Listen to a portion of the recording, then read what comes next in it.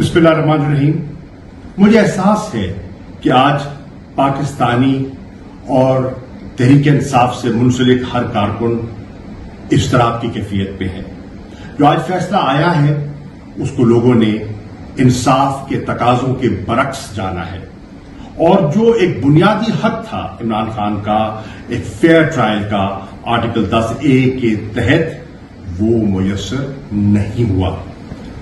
मुझे इज़्तिराब की कैफियत का इल्म है और हमने सबने मिलकर उनकी आजादी के लिए अपनी जद्दोजहद जारी रखनी है। कानूनी जंग भी लड़नी है और सियासी जद्दोजहद भी करनी है। पुरअमन अंदाज में हमने आगे बढ़ना है। इमरान खान साहब की वाज़ेह हिदायत हैं, उन हिदायत को, उन गाइडलाइंस को सामने रखते हुए हमने आगे बढ़ना है।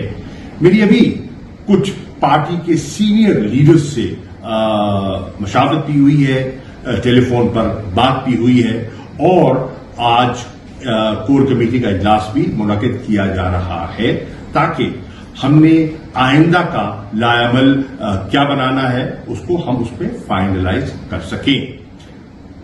कुदरती बात है कि एक फितरी रद्दअमल है लोगों में, एक इज़्तिराब है, एक गम गुस्सा भी है और मुख्तलिफ जगह पर लोग अपना इमरान खान के साथ यकजहती का इजहार भी करना चाहते हैं और अपना पुरअमन एहतजाज भी रिकॉर्ड कराना चाहते हैं। वो आपका आईनी कानूनी हक है, कोई आप वो सलब नहीं कर सकता। पुरअमन रहते हुए आप अपना हक इस्तेमाल कर सकते हैं।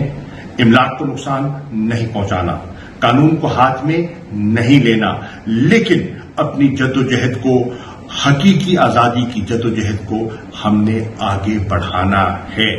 इसके लिए एक मशावरती इजलास आज ही बुलाया जाएगा जिसमें हमारे वकला भी होंगे और कोर कमेटी के दीगर हजरात भी होंगे।